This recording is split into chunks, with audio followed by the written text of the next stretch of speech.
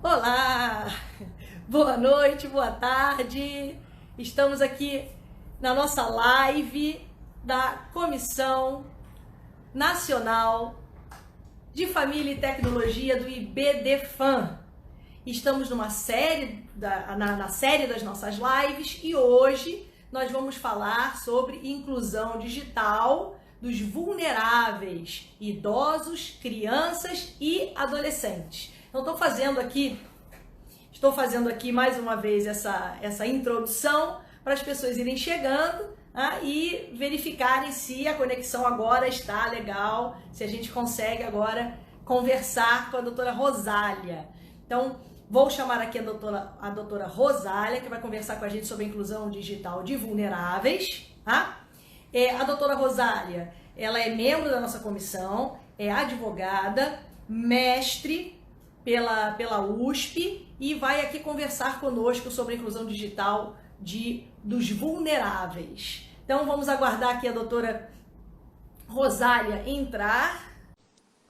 Cheguei. Voltamos, tá vendo? A tecnologia nos dá essa possibilidade. A gente vai, a gente volta sem sairmos do lugar. E a gente vai para tantos cantos, né? Não Temos é? já o pessoal lá do Pará, tem pessoal daqui da região sudeste, do centro-oeste, então é muito interessante toda essa dinâmica, olha só. Né? Você que ainda não é associado do IBDFAN, associe-se ao IBDFAN, e você que queira participar da nossa comissão, entre em contato conosco e faça parte da nossa comissão. Rosália, estávamos falando sobre inclusão digital. Sim. E você estava fazendo um recorte sobre a diferença, e você está me ouvindo? A diferença entre letramento digital e inclusão digital. Tá? Só que a doutora Rosália não está me ouvindo, eu acho. Situações da internet. Vamos aguardar para ver. Vamos chamar a doutora Rosália de novo. Vamos lá? Vamos lá. Bom, então o que a doutora Rosália estava nos explicando?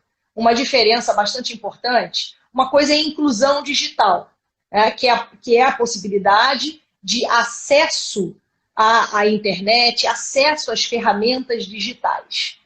Diferente do letramento digital, porque justamente vai depender de uma compreensão sobre as ferramentas, sobre os riscos da ferramenta, sobre o uso das ferramentas digitais, como que essas ferramentas podem nos auxiliar, mas mais importante é quais são os riscos que estas ferramentas podem nos trazer. Tá?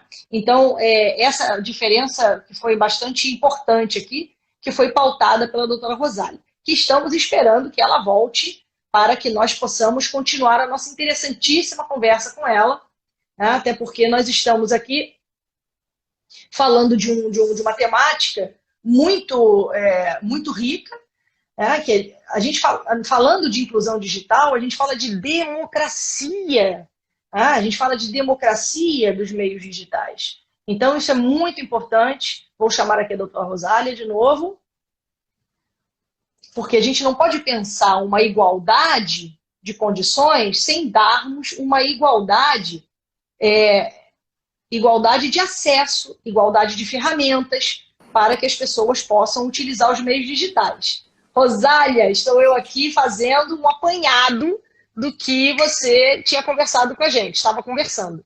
Eu espero que a gente consiga continuar a nossa conversa, né?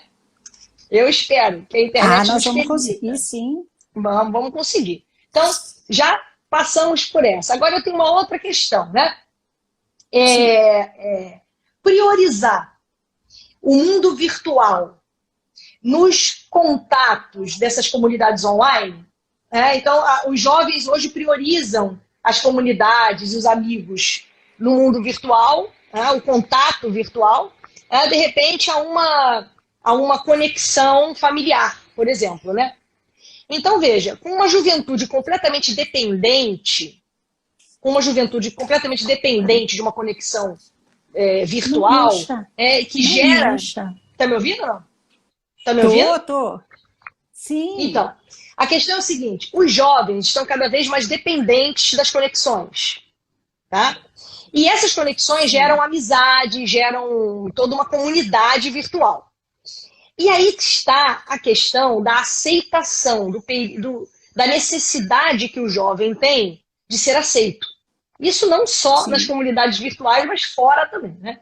Mas essa questão, vamos falar agora sobre a questão dessa necessidade de aceitação fazer com que esse jovem seja ainda mais vulnerável, Rosália. Isso é uma realidade? É um fato, é um fato. Ainda mais agora nesse momento de pandemia, piorou muito a questão da possibilidade do jovem fazer a socialização que antes ele já estava acostumado nas escolas, nas suas atividades fora de casa, e o adolescente ele precisa muito do grupo, principalmente o adolescente. A criança sente a dificuldade muito grande de desenvolver a sua energia num ambiente restrito. Mas o adolescente ele sofre mais pela falta do grupo em si. E com isso, ele começa a tentar compensar a falta de dopamina produzida nos ambientes que ele fazia anteriormente, até com atividades físicas mais regulares, ele começa a ir para a internet, que os neurocientistas dizem que aumenta a dopamina. Só que aumenta também a questão da dependência da internet. E com isso, ele fica mais vulnerável a exposições em ambientes que vai dando uma possibilidade maior de problemas. Se esse adolescente ele não é acolhido de uma forma muito carinhosa ou entendido pelos seus pais, pelos seus cuidadores, ele começa a entrar em conflito, ele começa a buscar algum lugar que lhe dê algum limite, algum tipo de comando, mesmo que esse comando seja um comando inadequado. Então, ele começa a procurar grupos que o aceitem. E com isso ele pode, inclusive, acabar, sem perceber, indo para um caminho inadequado. Ele acaba extravasando a sua raiva, toda a sua energia de adolescente em situações inadequadas, realizando coisas que a gente chama de assédio virtual, de bullying virtual, de situações em que você acaba fazendo uma extorsão através de nudes, sextortion, que são situações em que você tenta extorquir, fazer uma extorsão com a pessoa do outro lado da tela, se ela não te pagar, para que você possa, inclusive... Revelar fotos íntimas. Fotos íntimas, que isso traz um transtorno gigantesco. Rosália, mas dentro dessas situações, que são situações que geram responsabilidade, né? Você fazer um cyberbullying com uma pessoa, a gente sabe o que pode causar, nós vamos falar daqui a pouco sobre isso. Sim. Isso gera uma responsabilidade. Mas nós estamos aqui falando de pessoas, de crianças e adolescentes até esse momento, né? E aí eu vou entrar numa outra questão. Quais são as responsabilidades dos pais frente a isso, né? Porque a gente fala assim da inclusão digital, mas há uma responsabilidade, né? No momento em que eu concedo a inclusão, ou seja, concedo os meios de acesso à internet a um filho ou uma filha, eu preciso também saber, quais são os riscos. Né? E olha a responsabilidade que isso pode gerar. Pode falar um pouquinho para a gente sobre isso? Com certeza. Essa é a parte que faz com que a gente estude cada vez mais essa circunstância. Por quê? Porque desde sempre no direito, os pais são responsáveis pelos atos dos filhos menores de idade. Ou seja, tanto faz no ambiente físico quanto virtual. No ambiente físico era mais fácil o pai entender, olha, eu não posso dar a chave para o meu filho, do carro, se ele fizer alguma coisa eu vou ser responsável, se ele brigar na escola e agredir alguém, eu vou ser responsável. Mas na internet, com a situação da geração dos pais não ter tanto domínio com relação ao mundo virtual, ele acaba achando que isso não existe. Então, existe, a responsabilidade é plena, você tem responsabilidade. Isso também é uma vulnerabilidade? Civil, total. Isso também não é uma vulnerabilidade? A gente fala da vulnerabilidade, claro que nem todos os pais são idosos, né? Mas também há uma vulnerabilidade, porque a gente tem uma geração que está chegando aí à fase adulta e que está tendo seus filhos, e os seus filhos estão chegando à adolescência. É uma geração híbrida, porque é uma geração que nasceu analógica, né, e foi se digitalizando por necessidade, por circunstâncias da vida moderna, né, foi se digitalizando. Então, aí eu estou entrando num outro meandro aí, né? Sim. Será que também não há... tudo bem, os pais são responsáveis, mas minimamente os pais têm que cuidar. Mas será que os pais sabem do que eles têm que cuidar? Quais são os riscos que os filhos estão passando? A maioria não sabe, a maioria não tem essa noção. Por isso que o letramento digital, ele não é uma situação só para o adolescente e para o idoso. Eles são os mais vulneráveis. Mas todas as pessoas, especialmente os cuidadores, tanto das crianças e adolescentes, quanto com relação aos idosos, eles têm que ter conhecimento, têm que ir atrás, têm que buscar informação para que você possa melhor gerir essa questão. Talvez você não tenha o mesmo domínio do seu filho, mas se você tiver uma boa relação e conseguir construir uma boa relação com o seu filho, ele pode te ajudar a mexer naquele software, naquele aplicativo, e você vai ser uma troca. Você vai ensinar para ele algumas situações delicadas. Eu fiz um experimento essa semana com os meus filhos. Eu tenho um filho adolescente e uma filha que hoje ficou adulta. Hoje ela faz 18 anos. Uma jovem adulta. Uma jovem adulta. Parabéns para ela. Obrigada. Para fazer esse experimento, o que eu fiz? Uma das poucas redes sociais que eu não tinha era o TikTok. Então, eu pedi a eles para me ensinarem como fazer. Cada um teve uma tarefa. Eu quero que vocês peguem dentro de TikTok 3 situações. Uma de desrespeito, de preconceito, uma de uma coisa divertida que vocês acham, e a outra, eu quero alguma coisa que seja produtivo para vocês, para a vida de vocês. E cada um fez. O menor fez do TikTok, a maior fez de memes. E aí a gente discute em cima do que eles trouxeram para mim. Interessante. Por exemplo, o meu filho trouxe algumas situações que para ele interessante era uma questão culinária, que ele aprendeu a desenvolver mais o talento dele nessa pandemia. Ele trouxe questão de preconceito dentro do TikTok muito bem relacionado e uma coisa que ele gosta. É uma troca.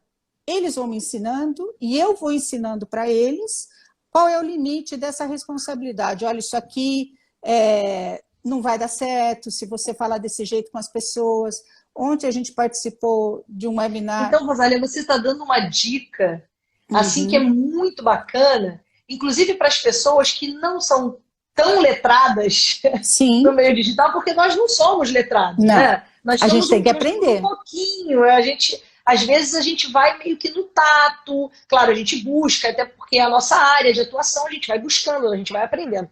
Mas pensemos naqueles nossos colegas que sejam pais, né, responsáveis, que não têm esse letramento, domínio, né? Então, esse domínio. Então, eu acho que a dica que você está dando é super bacana, porque você faz com que os pais participem também um pouco. Participem, e é um jeito diferente, porque no passado, a princípio, era só o pai que ensinava para o filho não tinha, a princípio, nada para ensinar para o pai. Agora é uma outra dinâmica troca, em que sempre um tem que colaborar com o outro. Se você tiver essa conquista de colaboração, é fundamental. E aí eu vou dar uma outra dica que eu acho que ela é sensacional. a você colocar os dois polos, colocar crianças e adolescentes ensinando idosos. Então, eu já tive idosos perto de mim que não tinham adolescentes, eles tinham uma dificuldade gigantesca para aprender alguma coisa junto da internet. E, contrapartida, aquele idoso que tem um neto por perto, tem um sobrinho por perto, ele começa a ensinar e a falar, porque o idoso ele está um pouco mais suscetível a golpes na internet. E a criança e o adolescente de fazer algum ato infracional. Ele pode fazer um bullying, que pode gerar até um ato infracional, que é uma penalidade grave da criança e do adolescente, que ele pode ser até recolhido para os internatos, que hoje é um crime que você não vai para o presídio, mas você vai para o internato. Então, é grave. E o pai tem que ter essa noção. A responsabilidade civil também é grande. E o que está escrito na internet não se apaga. E esse paralelo que você fez com a geração anterior, um pai e uma mãe não davam a chave do carro para um filho, porque é evidente que o filho poderia provocar um acidente e trazer, obviamente, responsabilidades, né? Também não dava, enfim, ou seja, a gente tinha algo mais palpável para dizer, não, isso aqui vai gerar responsabilidade, né? Meu filho pode bater em alguém na escola, isso vai me gerar responsabilidade. Mas pela internet também há responsabilidade, é só mudar o objeto. Mudar, e ela é mais gravosa, ela é mais preocupante e ela tem um potencial lesivo muito maior. Eu gosto de um jeito que a Roseli Saião sempre narra com relação à internet. Ela diz assim, você responsável por uma criança ou adolescente, você não deixaria essa criança sozinha na Praça da Sé, que é o centro de São Paulo. Você não deixaria. Sim. Normalmente, não. Quando você deixa o filho sem nenhum monitoramento na internet, equivale a isso ou a muito pior. Ele pode ser assediado, ele pode se perder, ele pode entrar em lugares... Ele pode estar do seu lado, né? Ele pode estar sentado do seu lado e tem essa situação.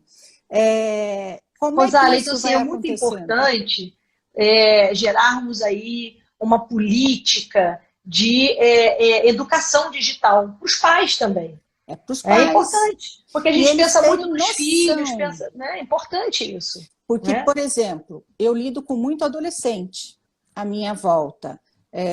Nas minhas atividades, eu tenho bastante contato com eles. Quase todos já tinham Facebook antes do tempo permitido no aplicativo. O aplicativo, ele permite 13 anos de idade. E os pais falam, mas ele quer. Eu falei, mas ele não tem idade.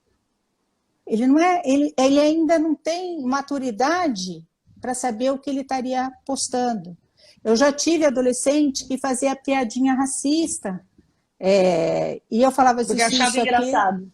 Ele achava engraçado, ele achava que isso não era, então, porque não tinha uma percepção. E aí eu falava então, assim, Rosália, voltando à responsabilidade. Um pai e uma mãe que, sabendo que o filho não tem idade para participar de uma determinada rede social, ainda assim permite e não monitora, eu acho que isso ele pode ser responsabilizado. Ele pode ser responsabilizado civilmente, então ele pode ter uma situação de ser condenado por danos morais, especialmente, e ele pode ser também até uma situação dentro do ECA de criminalização por abandono digital, de deixar a criança ao que ele puder. E com isso, o que acontece, Patrícia? Os pais não têm...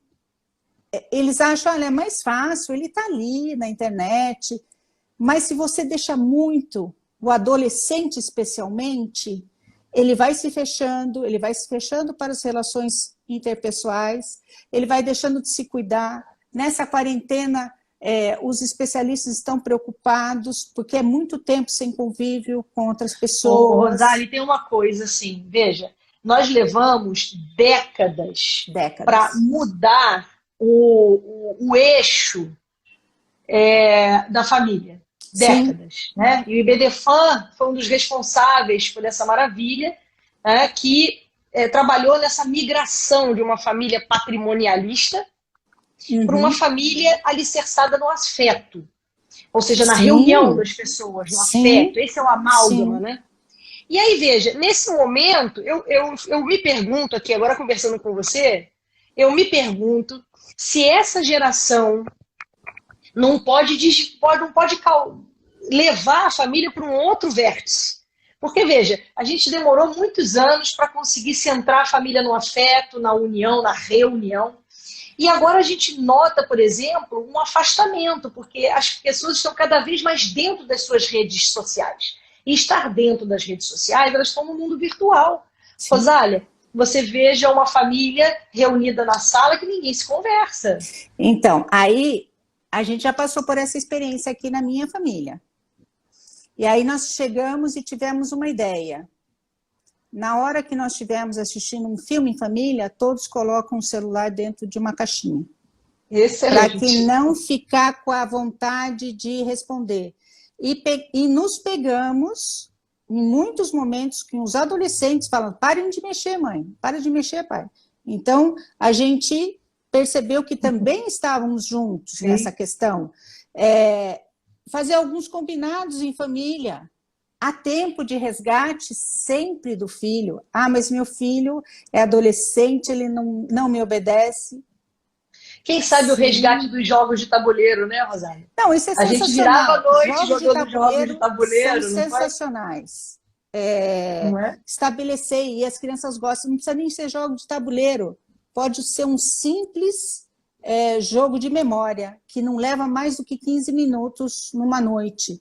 Une a família de um jeito extraordinário. Fazer uma refeição junto. Não é simples nessa quarentena, cada um está com um horário. Parece que está mais complicado do que antes. Dá trabalho. Nós brincávamos de dicionário, Rosália. Aí em São Paulo também? Sim. Dicionário. A gente brincava aqui chama de adedanha, aí acho que chama de stop. Não é? Ah, sim, stop, sim. Brincávamos, né? Não, mas tinha um outro de dicionário ainda que meu avô abria, pegava, botava o dedo e falava uma palavra e dizia, mas stop, brinquei e brinco com os meus filhos de vez em quando também. Bacana. Eu acho que essas coisas é um resgate. E tem aquele filho que tá difícil. Comece a colocar um limite nesse filho. Comece a cortar a internet da madrugada. Toda vez que eu falo para os meus adolescentes que em casa, há algum tempo atrás, eu desligava o Wi-Fi que ficava num lugar estratégico na casa. Você é ruim, Rosália. Eu falei assim, pode ser. Mas lá em casa é desse jeito. No futuro eles vão agradecer, né? Sim, mas assim, eu vejo que o adolescente, em geral, quando ele está muito ousado, é porque ele não está podendo extravasar de alguma forma. E ele vai começar a chamar a atenção dos pais para poder ter um retorno de afeto. E normalmente chamar a atenção dos pais pode ser de uma forma negativa, né? Muito, pode ser indo para álcool, para droga, para situações de se cortar. Nós estamos no Setembro Amarelo, então isso é uma coisa grave. Nós vamos falar sobre isso. Então, nós temos essa dinâmica. Em compensação, nós temos o idoso que acredita em tudo. Está escrito na internet, está ali. Mas foi fulana que me mandou.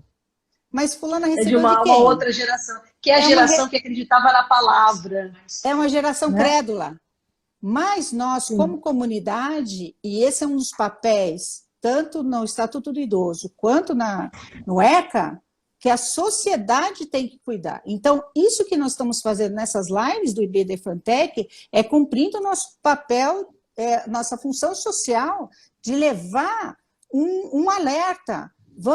Há possibilidade de você contornar com esse adolescente situações. O Ivan Capelato, que é um outro psicólogo que eu gosto muito, eu escutei ele reescutei esses dias, e ele narrando de adolescentes com graves problemas. Se você fizer 8 dias de limites com amor, com afeto, sem julgar, sem criticar, deixar que ele exploda. Ele contou casos de adolescentes que quebravam um quarto e o pai não falava nada e continuava colocando os limites, você não vai sair, você vai ficar.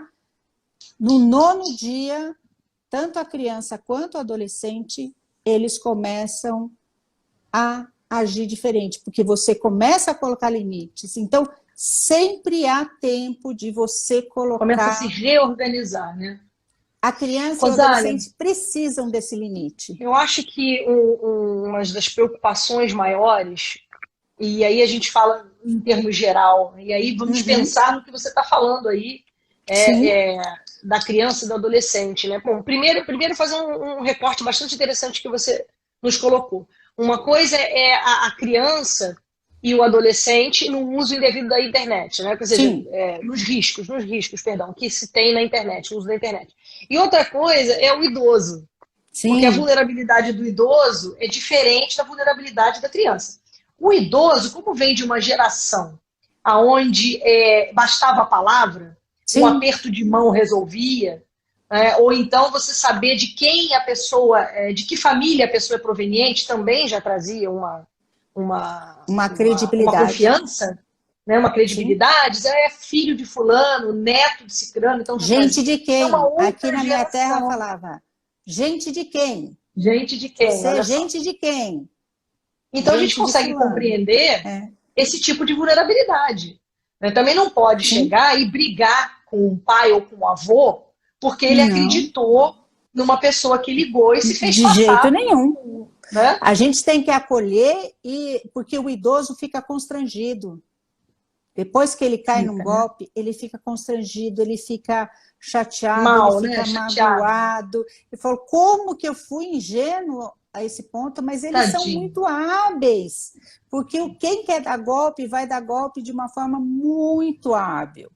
E acho interessante, depois eu posso disponibilizar, esses dias eu vi um vídeo cômico, mas que traduz muito da essência, que é o golpe do WhatsApp. Então, a pessoa narra como se fosse uma coisa sedutora, animada, e o cara cai. Mesmo ele falando que era o golpe e tudo mais, cai.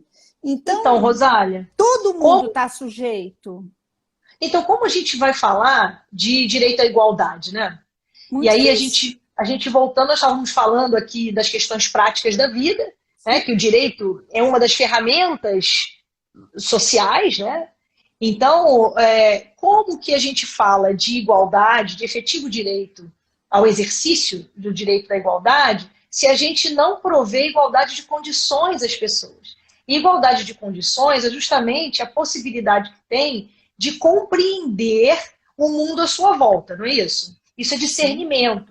E a gente precisa, e aí a minha questão com você, né? Ou seja, políticas públicas de inclusão para fazer com que as pessoas tenham o livre exercício. Porque se não é livre, senão não é livre. Não. Se eu não detenho o conhecimento, minimamente o conhecimento, eu não tenho o exercício da minha autonomia da vontade, porque ela está maculada. Com certeza. Perfeito? Existem alguns programas até que os idosos são incluídos para serem ensinados a como lidar de forma segura. Porque isso está no Estatuto do Idoso. Sim. O Estatuto do Idoso fala de inclusão. E a gente pode lançar aqui a ideia para outras pessoas. Amanhã eu vou ter uma reunião com 2 adolescentes que querem fazer um projeto de inclusão e de memória dos idosos. Mas eu acho que eu vou sugerir para elas irem além. Fazer também uma inclusão na memória digital. Que quem tiver, elas querem trabalhar com os asilos da cidade. Então, vai ser muito interessante isso. Você fomentar o jovem a ter esse interesse. Então, já tive uma troca isso. esses assuntos precisam estar na pauta do direito das famílias, né? Como nós estamos hoje tratando, né? Como o BDFAM está hoje tratando, assim, os advogados que lidam com relações familiares precisam estar atentos a isso. Precisam estar atentos que isso é responsabilidade parental, como nós conversamos com o Dr. Gabriel Honorato, né? Sim. É uma responsabilidade parental, tá? Isso é muito importante. Então, e acho veja, que é importante eu vou a entrar gente aqui, pensar, eu o vou entrar operador do aqui. direito é pensar que antes a gente sempre pensava na forma reativa, como proteger depois, quando ele cai num golpe. Não, agora nós temos que começar a pensar na tecnologia o antes. Isso. Como mas que a gente ajudar? tem que explicar que existem crimes, né, como você já estava falando, né, existem crimes que são praticados utilizando a ferramenta da internet. Então a gente tem o cyberbullying, como você já estava colocando, tem o cyber extortion, como você mesmo falou, o sex extortion, e tem a extorsão pela internet, que é o cyber extortion. Enfim, uma série de tem o pornô de vingança, pornografia de vingança, tem o pornô de vingança, e você tem também um outro, que é o blackfishing, que é o recorte para a questão racial dentro da internet, que é um uso muito interessante, uma discriminação com certeza. Impressionante. Então, no recorte, isso as pessoas precisam saber que essas práticas são criminosas, tá? Adolescente, sim, pratica esse tipo de ato. Sim. A responsabilidade civil pode recair e vai recair sobre os pais. Então, é importante que os pais... Independente da guarda. Independente. Isso não tem nada a ver. Isso tem a ver com o exercício do poder familiar. Exatamente, né? Independente. Então, que é o dever de cuidado. Né? Que é o seguinte, então, é até interessante, né? No ECA, os direitos do adolescente e da criança estão no artigo 2, no segundo. Os deveres da família, da comunidade e da sociedade está no terceiro. Então a mesma pergunta, sistemática no Estatuto do Idoso. A pergunta, como proteger? Né? Como proteger? Essa é a questão. Como proteger, se não através de uma inclusão, de uma política de inclusão? Para as pessoas saberem que essa prática existe. Isso. Né? Saberem que precisam cuidar. O Estado precisa ter políticas. E o microcosmos, que são as famílias, entidades familiares, de qualquer formato, tem que falar assim, eu vou atrás. Como é que eu fui atrás? Eu não nasci mãe. Eu fui me tornando mãe. E como é que eu fui melhorando? Para mim, foi estudando, foi procurando fontes. Hoje você tem vários tipos de fonte. Você tem a própria internet. Se você pode buscar como fazer, você pode buscar aulas na internet de graça, você pode procurar livros, você pode conversar com pessoas. E essas práticas também, eu acho que também é de responsabilidade de todos nós, né? Não só o pai ou uma mãe, mas a responsabilidade de todos nós quando nos depararmos com uma prática dessa, denunciar nas próprias redes sociais, que a doutora Elizabeth Lamosa está ali nos lembrando, né? Podemos denunciar isso para as próprias redes sociais. Cada né? E rede assim, social o Facebook tem isso, o Instagram tem isso, tem. E existe um canal, é bem lembrado, existe um canal, é o Cyber Help, depois eu vou dar uma olhada, em que tem, é uma organização sem fins lucrativos que é um canal de denúncia. Você tem, o melhor é fazer o canal de denúncia dentro de cada aplicativo, de cada rede, você fazer situações de ir até uma delegacia, se for o caso, e você fazer outras situações de contexto. Você pode ter uma responsabilização da escola. Eu já tive situações no passado em que eu vi uma conversa de WhatsApp em que as crianças da classe narravam que um bullying muito grande com uma menina, mas também diziam que isso acontecia dentro da sala de aula e ainda xingavam a professora. Aí eu levei na escola essa questão. Aí, não era com a minha filha não estava envolvida, mas eu senti responsabilidade. E aí vamos entrar, então, deixa eu puxar o gancho do que você está falando, porque nós estamos já indo para o encerramento, olha só, né? Vamos passar rápido. É um assunto bom, a gente É um assunto sério, né? É um assunto bom, mas porque é um assunto sério, é um assunto urgente, que a gente precisa tratar. Isso é questão da própria segurança, da própria saúde das famílias, né? Então, olha só, essa questão que você está falando, o cyberbullying, leva a suicídio. Muito. A adolescentes, o índice de suicídios entre adolescentes é muito grande. Tá? Infelizmente. Infelizmente, os números não são bons. Então, e aí você está falando sobre o cyberbullying, que justamente leva crianças e adolescentes a exterminarem com a própria vida, porque não vem uma saída, né? Porque o mundo dela está tão voltado para aquela realidade daquele grupo, que ela não vê outra saída. Então, hoje, o suicídio é uma questão de saúde pública. A doutora Elizabeth está até nos colocando aqui. Sim, é uma questão de saúde pública. Então, nós estamos aí no Setembro Amarelo. Sim. Tá? E existem, gente, olha, tem o cyberbullying, que é isso que a doutora Rosália estava falando, ou seja, crianças que fazem bullying, ou seja, que denigrem outra pessoa, que xingam outra pessoa até o fato dela não conseguir mais suportar. Né? Então, lembrando desse momento agora do Setembro Amarelo, o que é importante a gente falar? Existe o cyberbulicídio. Sim. Cyberbulicídio. Pode falar um pouquinho, Rosário? Sim, isso é o ponto mais grave de uma situação de bullying via internet, em que o adolescente, especialmente, mas também bastante crianças, ficam acometidas com isso. Eles não têm a maturidade para enfrentar essa temática, eles começam a se cortar, eles começam a buscar sites que dão ideias de como fazer. E assim, cada dia mais você enfrenta essa questão. E se os pais não estiverem atentos, isso pode acontecer. Existem hoje a estatística de 32 pessoas por dia no Brasil cometem suicídios. Alguma coisa entre 1 a cada 8 segundos. Então, nossa, é muito triste no mundo isso, né? É muito triste. Então, uma mensagem que eu acho muito interessante para o jovem, para o adolescente, se tiver alguém pensando nisso, antes de qualquer coisa, tente conversar com alguém. Se não tiver com quem conversar na sua casa, tem um canal fantástico que é o CVV, o Centro de Valorização da Vida. É o Disque 188. Então, esse DISC, ele salva pessoas. Por quê? Porque ele escuta.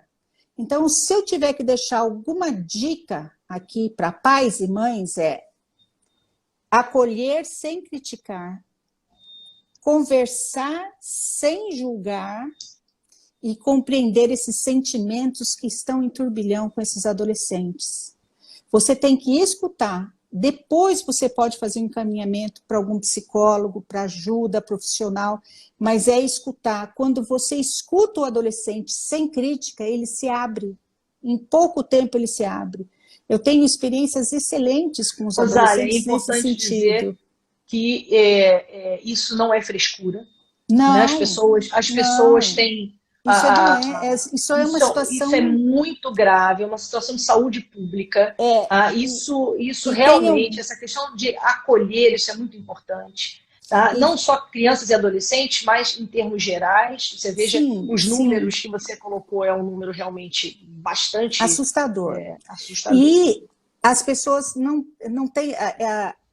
O que acontece, a mídia, às vezes, divulga com um certo glamour. Fulano fica meio idealizado, não mostra a tragédia, o rastro de tragédia que ficou para os que estão em volta. Por isso, também inclusive, tem uma prática, né, Rosália, de não colocar na mídia, não falar o nome suicídio, por exemplo, não é utilizado, justamente para que não forme gatilhos de ideias para os outros. Exatamente. Mas aí... E que as pessoas podem seguir modelos, né? Sim, modelos nunca. Agora, que um pai, uma mãe, um cuidador, um tio, alguém que possa estar atento com esta criança e com esse adolescente?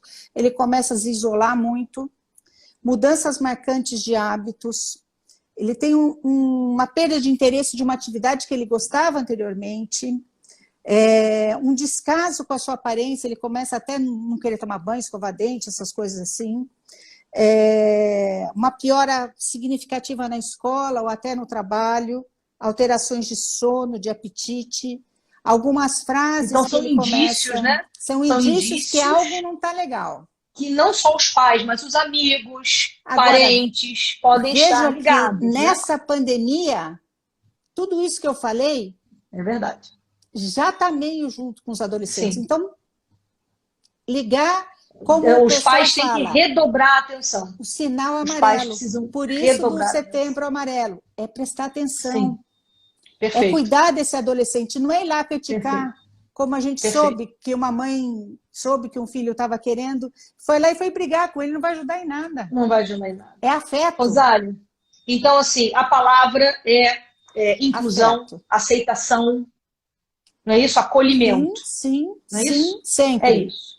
Né? Uhum. Então, eu queria agradecer a sua presença maravilhosa. Assim, é incrível como essa temática deixa a gente Vai instigada, longe. a gente quer conversar mais, né? Um assunto tão atual, tão sério, né? Principalmente nesse momento aí que estamos falando do Setembro Amarelo.